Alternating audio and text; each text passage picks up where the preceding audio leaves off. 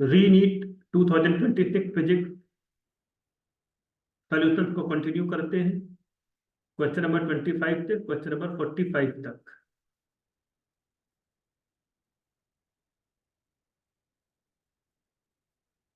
Question number 25 देखिए। Consider a fixed uniformly charge insulating sphere with radius r and total charge plus q.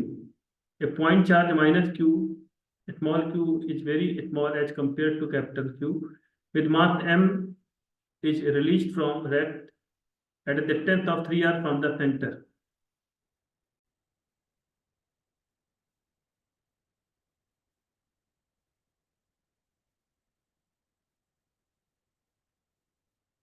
Of the charge sphere. When the point charge reaches the surface of the sphere, its speed is.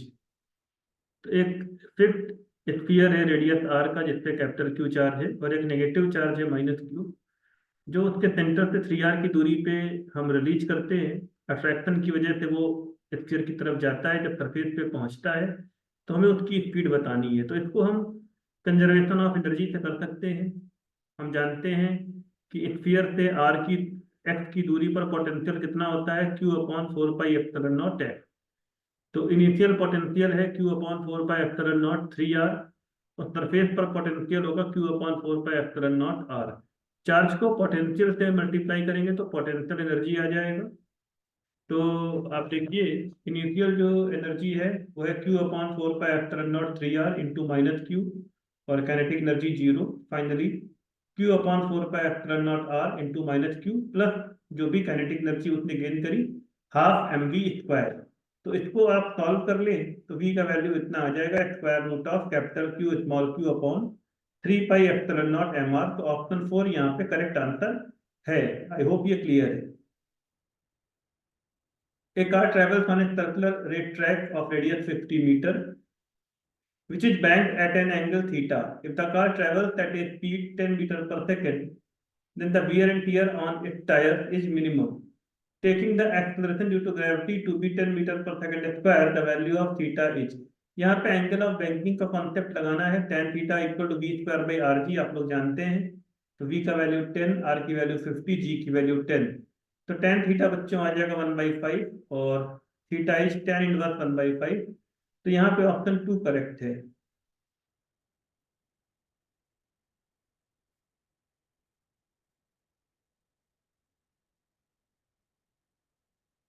Twenty seven. A frictionless circular wire of unit radius is fixed on the horizontal plane. Two point particles of unit mass start moving simultaneously from point A with identical uniform angular speeds in opposite directions and meet again at point B, theta equal to minus pi by 2. During this time, which of the following figures schematically represents the magnitude of the total linear momentum P of the system as a function of theta? तो देखिए ये एक circle है, यहाँ पे दो particles थे, एक ऐसे गया और एक ऐसे आया। अब ए से बी तक दोनों ट्रेवल करते हैं, तो किसी भी टाइम टी पर सिस्टम का टोटल मोमेंटम कैसे वेरी करेगा ये बताना है। और चार ग्राफ है अपने पास, ग्राफ 1, ग्राफ 2, ग्राफ 3 और ग्राफ 4। तो देखिए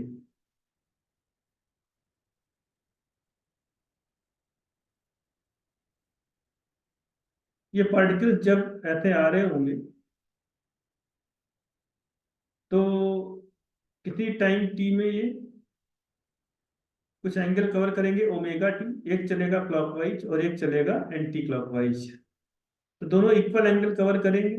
और मान लीजिए कि ये जो हॉरिजॉन्टल लाइन है इसके साथ इनका एंगल थीटा है, तो जो एंगल कवर हुआ है वो कितना है, ये एंगल कितना कवर हुआ है, एंड दिस एंगल इज, अगर हम इसको लिखें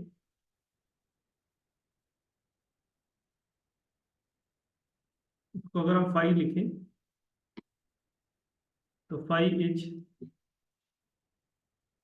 पाई/2 माइनस ओमेगा टी। तो इतना एंगल दोनों ने कवर किया है। अब क्योंकि वेलोसिटी तो टेंजेंशियल होती है, तो वेलोसिटी के वेक्टर जो हैं, इनके बीच में जो एंगल होगा ये इतना हो जाएगा 90 माइनस थीटा और 90 minus theta, sorry 90 minus five और 90 माइनस फाइव। तो ऑब्वियसली ये वाला एंगल थीटा हो जाएगा। तो दोनों जो मोमेंटम वेक्टर्स हैं, एक मोमेंटम वेक्टर देखिए ये है एम आर ओमेगा, और दूसरा मोमेंटम वेक्टर ये है एम आर ओमेगा। इनके बीच में जो एंगल है ये टू थीटा हो जाएगा। एंड अकॉर्डिंगली टोटल मोमेंटम क्या होगा, दो इक्वल वेक्टर्स के बीच का जो रिजल्टेंट है, तो two a cos theta by two वाला फॉर्मूला होता है, वही अप्लाई कर देंगे। मोमेंटम होगा टू एम आर ओमेगा, ये वेक्टर की वैल्यू, इंटू कॉस थीटा, क्योंकि वेक्टर के बीच का एंगल टू थीटा है, तो टू थीटा का हाफ क्या है, थीटा है। तो मोमेंटम हो जाएगा two m r omega cos theta. तो two m r omega cos theta की value pi by two minus omega t, और ये बन जाएगा two m r omega sine omega t. तो momentum two m r omega sine omega t इस फॉर्मूले से वेरी करेगा। अब देखिए,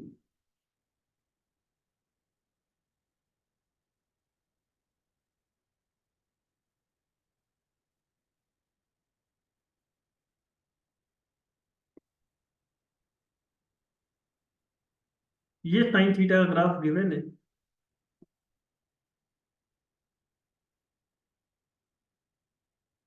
ये देखिए, ये ग्राफ साइन थीटा का ग्राफ है, साइन ओमेगा टी का ग्राफ है।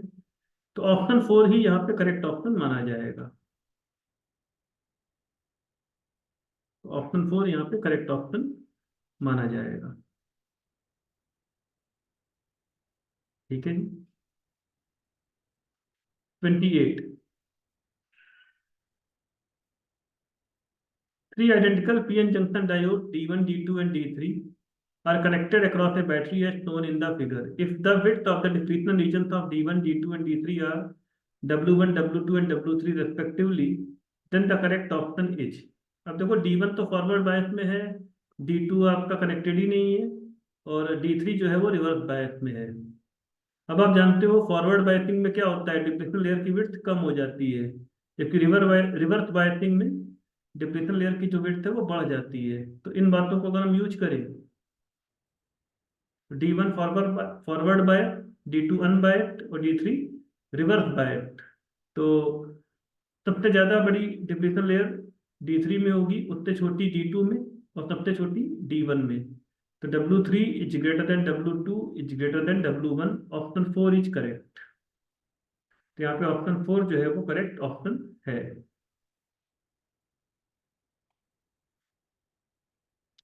The length combination as shown in the figure consists of two lengths L1 and L2 of the focal length plus 10 centimeter and minus 10 centimeter respectively. The position of the image formed is। अब इसमें देखिए, एक convex length है followed by ये concave length, इनके बीच में 3 centimetre का दूरी है। ऑब्जेक्ट की कॉन्वेक्स लेंथ से दूरी 30 सेंटीमीटर है। मैं फाइनल इमेज बतानी है।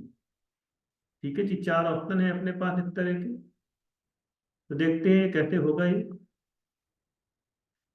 तो सबसे पहले तो कॉन्वेक्स लेंस की इमेज कहाँ बनेगी देख लेते हैं। One by b minus one by u, u को ले लेंगे -30, is one by f, focal length +10।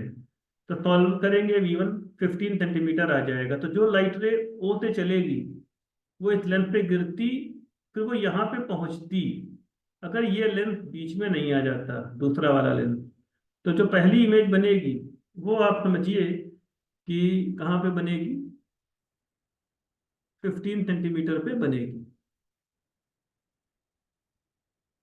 ये पहला इमेज है। लेकिन अब हुआ क्या कि ये लेंस आ गया बीच में, तो अब जो I1 है ये सेकंड इवेंट के लिए ऑब्जेक्ट हो जाएगा, और ये दूरी हो जाएगी 12 सेंटीमीटर। तो सेकंड इमेज के लिए one by V2 minus one by 12, U2 +12 है, is one by F -10। Solving V2 is -60 centimetre. इसका मीनिंग ये है कि ये जो लाइट रे है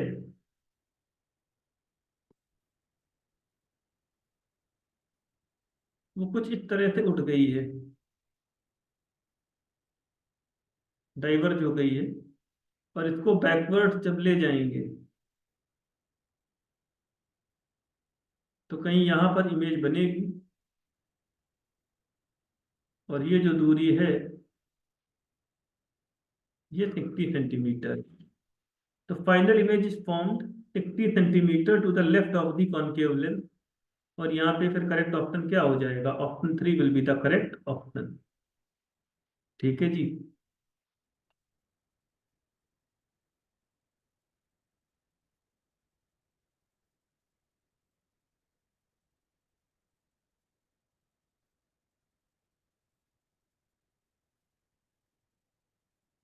क्वेश्चन नंबर 30 देखते हैं।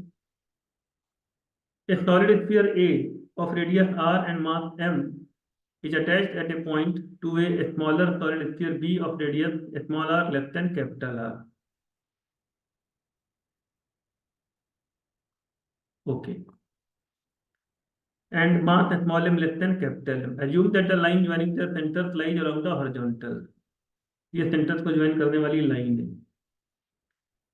The moment of inertia of the system calculated about a vertical axis passing through the center of A is IA. इस line के about moment of inertia IA है, and that calculated about a vertical axis passing through the center of B is IB. अब इसके through जो moment of inertia है वो IB है. The difference IA minus IB is. तो देखिए कैसे इसको करेंगे। हम यहाँ पे कॉन्सेप्ट लगाएंगे I equal to I c m plus m d square. जैसे आई ए निकालेंगे तो बड़े वाले स्फीयर का 2/5 mr² और छोटे वाले स्फीयर का 2/5 mr² plus m d square, और डी की value capital r plus small r. ये दूरी कितनी है? Capital r plus small are.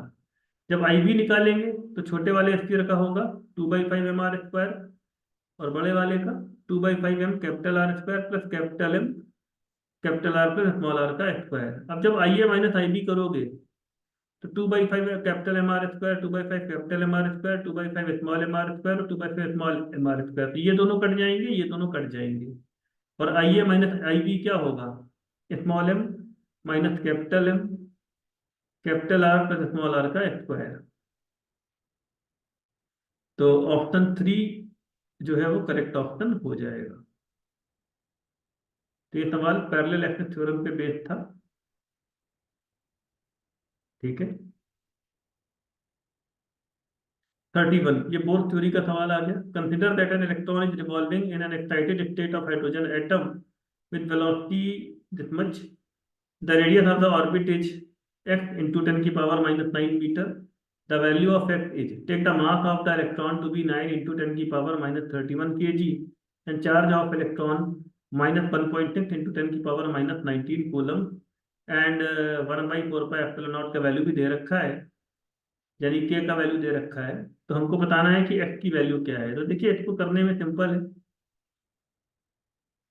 जो इलेक्ट्रोस्टैटिक अट्रैक्शन है वही सेंट्रीपिटल फोर्स प्रोवाइड करेगा। तो k e square by r square is m v square by r. R की value k e square by m v square. अब k का value put कर दो, ई स्क्वायर का वैल्यू 1.6 इंटू 10 की power -19 का स्क्वायर अपॉन एम 9 इंटू 10 की power -31 और वी स्क्वायर, ये वी स्क्वायर हो गया। तो आर की वैल्यू आप निकालोगे 1 इंटू 10 की पावर -9 मीटर आ जाएगा।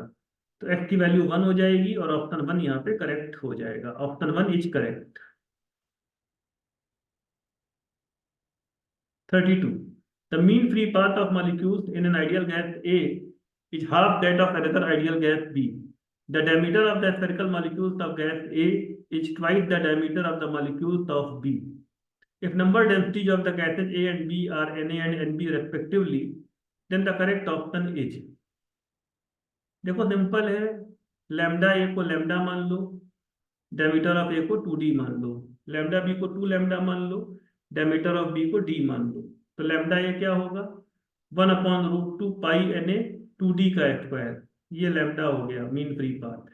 और लैम्डा बी हो जाएगा 1/√2 पाई एन बी डी स्क्वायर। ये 2 लैम्डा हो गया।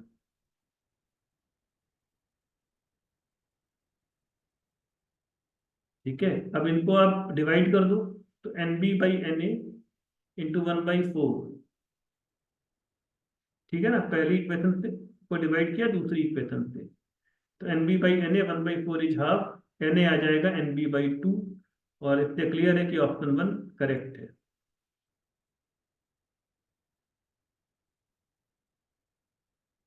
A theoretical quark of uniform density floats in a liquid of density rho 1. If the quark is dispersed slightly and released, it oscillates harmonically with time period t.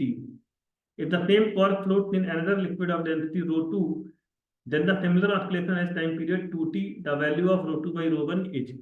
देखिए ये cylinder है, इसका total length L है, cross sectional area A है, density sigma है, liquid का density rho है, H इसकी डेप्थ है इक्विलिब्रियम में जो पानी के अंदर है, तो वेट इक्वल टू अपड्रिफ्ट होना चाहिए।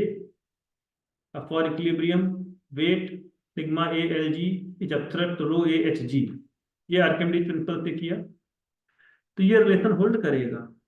फिर जब एडिशनली एक अमाउंट हम डिप्रेस करेंगे तो नेट अपवर्ड फोर्स जो एक्स्ट्रा होगी, तो जो एक्स्ट्रा वॉल्यूम पानी के अंदर गया है उसी से आएगी रीस्टोरिंग फोर्स, तो रो ए एफ जी ये लिक्विड की फोर्स है, प्रोपोर्शनल टू एक्स है। तो रो ए एफ जी को, क्योंकि ये प्रोपोर्शनल टू एक्स है, हम लिख देंगे एम ओमेगा स्क्वायर एक्स, इससे ओमेगा आ जाएगा square root of rho g by sigma l. तो इसकी जो एंगुलर फ्रीक्वेंसी है ये rho g by root rho g by sigma l है, time period 2 pi by omega, तो 2 pi root sigma l by rho जी।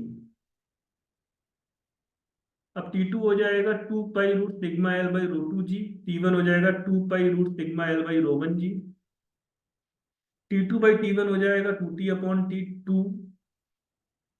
ये हो जाएगा रूट रो 1 बाई रो 2, तो रो 2 बाई रो 1 की वैल्यू आ जाएगी 1/4, और इससे क्लियर है कि ऑप्शन 1 इज करेक्ट। 34.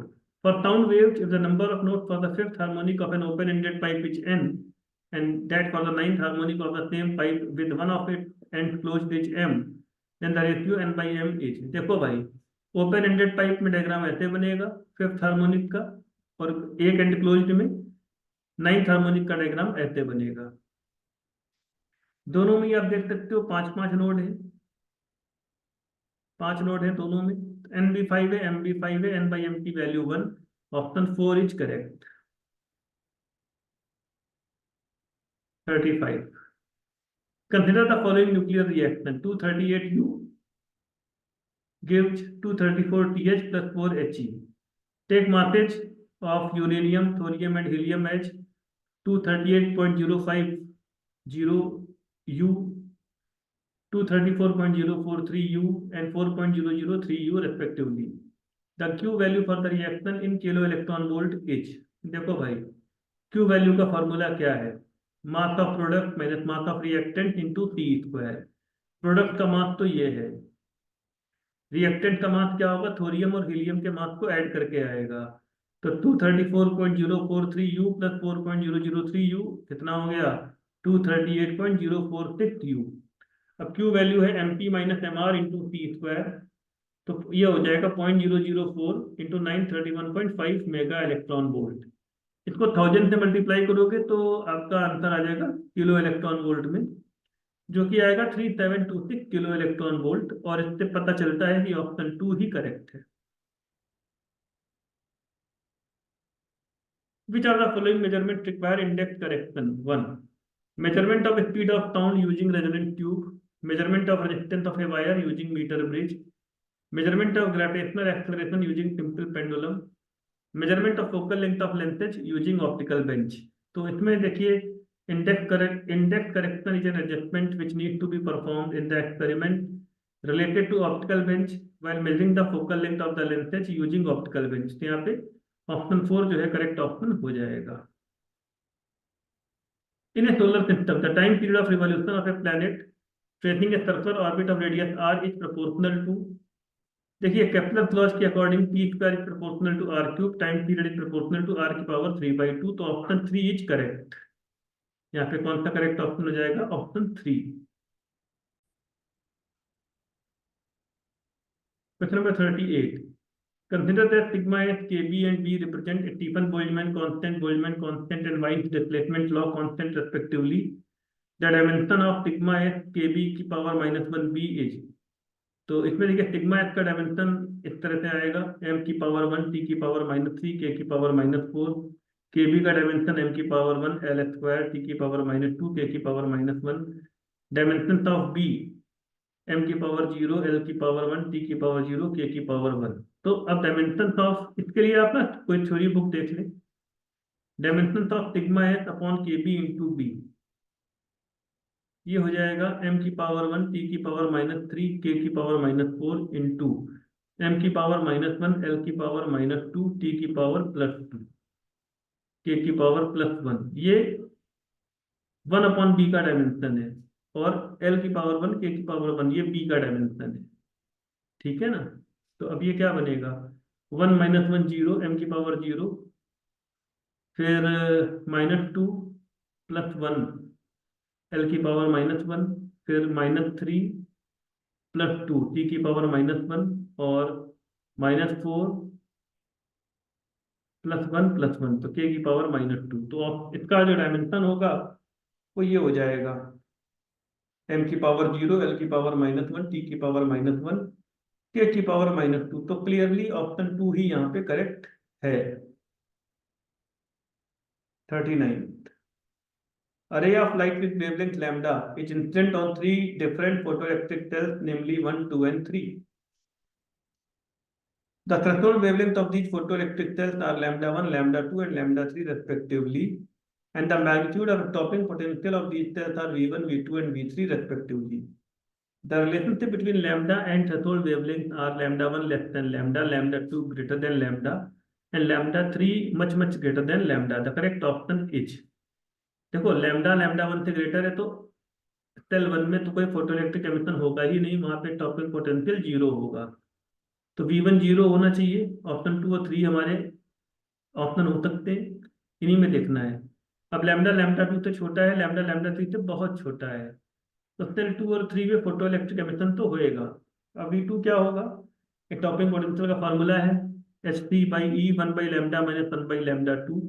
V3 है H3/E 1/λ माइनस 1/λ3। अब हम ये तो मान ही लेते हैं कि जो लैम्डा 3 है वो लैम्डा 2 से बड़ा है, तो V3 माइनस V2 कर देंगे, आ जाएगा H3/E 1/λ2 माइनस 1/λ3। तो V3 minus V2 positive number है, तो V3 अगर V2 से ग्रेटर है और V1 0 है, तो ऑप्शन 2 हमारा करेक्ट ऑप्शन हो जाएगा। ये था question number 39। Question number 40, one main scale division of a vernier caliper is equal to 1 mm, and the number of divisions on the vernier scale is 10. When both the jaws touch each other, the vernier scale is to the left of 0 of the main scale in such a way that fourth vernier division coincides with the division of the main scale. If this vernier caliper measures the length of the wire to be 1 centimeter, the actual length of the wire is, देखो भाई least count क्या होगा, तो 1 main scale division by 10, तो 1 mm by 10 0.1 mm, यानी कि 0.01 centimetre का least count है। अब जीरो एरर क्या होगी, -10 से माइनस करेंगे 4 को, 10 - 4 इंटू 0.01 सेंटीमीटर, तो -0.06 सेंटीमीटर। अब मेजर्ड लेंथ है 1 centimetre, true length is measured length minus zero error, तो 1 सेंटीमीटर माइनस -0.06 सेंटीमीटर, 1.06 सेंटीमीटर आ जाएगा। तो यहाँ पे कोई भी ऑप्शन करेक्ट नहीं है।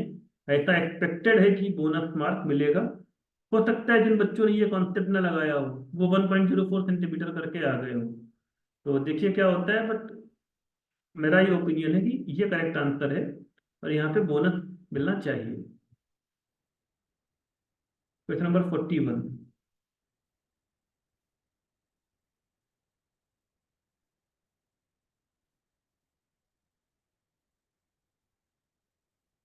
a point charge q is placed inside a cavity within a solid isolated conducting sphere. Consider point A, B, and C as shown in the figure, where the magnitudes of the electric fields are EA, EB, and EC respectively. The point B and C are at the same distance from the center of the solid sphere. The correct option is, इसमें देखिए cavity के अंदर Q charge है, या conducting sphere है, तो inner surface पे -q का चार्ज आएगा और बाहर के सरफेस पे यूनिफॉर्म चार्ज आ जाएगा +q का। अब क्योंकि कैविटी के अंदर चार्ज है तो पॉइंट ए पे इलेक्ट्रिक फील्ड तो रहेगी ही, E का वैल्यू 0 नहीं है। फिर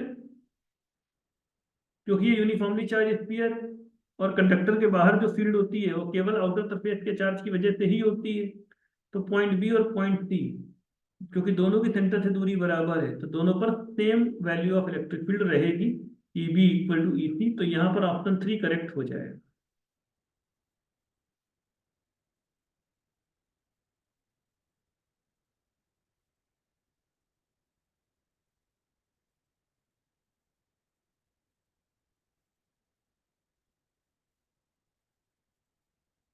ठीक है जी।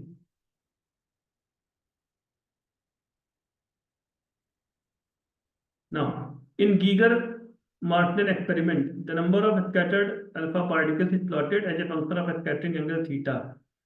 Which of the following option represent a correct plot? ये थ्योरेटिकल सवाल है। एन थीटा की वैल्यू इस फॉर्मूले से आती है, ठीक है ना, कि कोई कांस्टेंट है। अब इसको साइन की पावर 4 थीटा बाई 2 अगर आप देखेंगे तो ऑप्शन 4 ही बेस्ट फिट है, तो ऑप्शन 4 यहाँ पे करेक्ट आंसर हो जाएगा। इसके लिए मेरा एडवाइस है कि आप थोड़ा सा इसकी थ्योरी को किसी टेक्स्ट बुक से पढ़ें। 43, 1 mole of an ideal monatomic gas undergoes the cyclic process as shown in the figure. The total heat supplied to the gas is।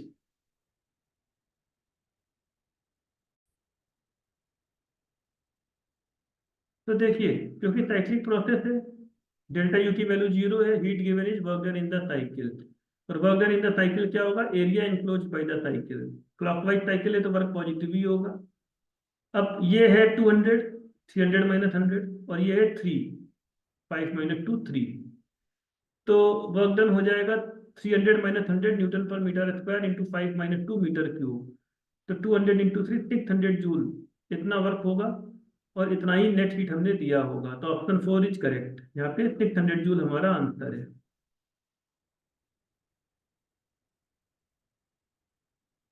Two infinitely long parallel conducting wire A and B carry currents I and 2I respectively in the same direction.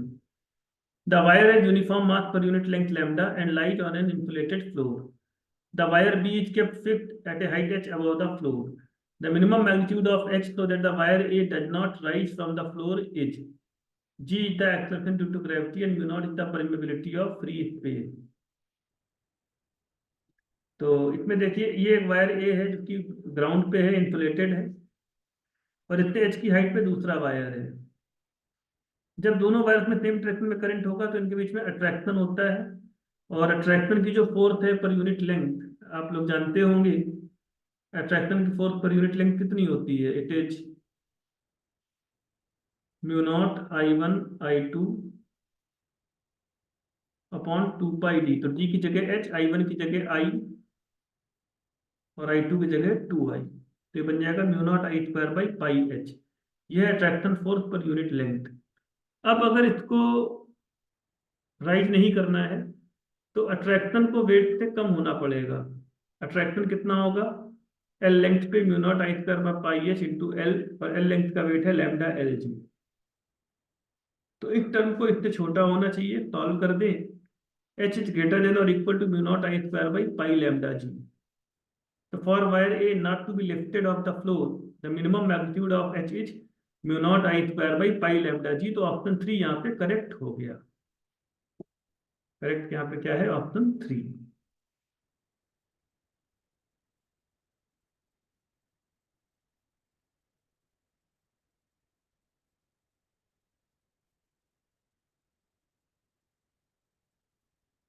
Question number 45।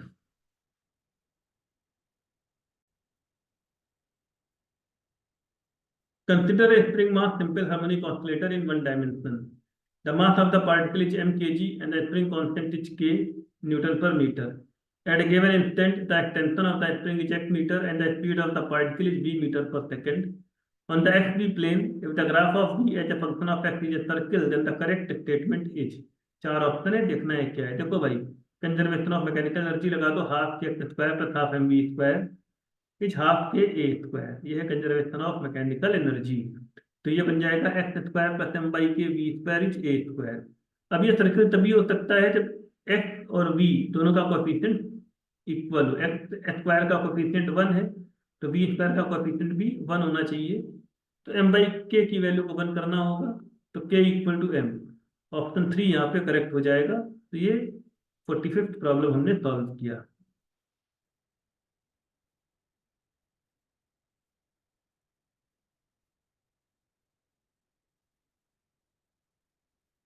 Student आप मेरे को follow कर सकते हैं Instagram पे।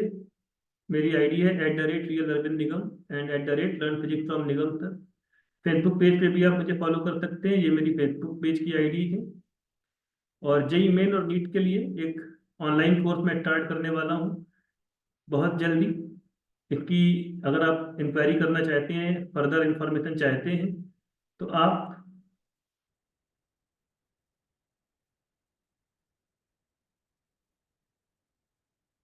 ये मेरा WhatsApp number है, इस पे कॉल कर सकते हैं, मैसेज कर सकते हैं, या फिर ये मेरा ईमेल आईडी है, इस पे आप इंक्वायर कर सकते हैं। अगर ये वीडियो आपको अच्छा लगा हो तो प्लीज़ इस चैनल को आप सब्सक्राइब कर लें। Thank you.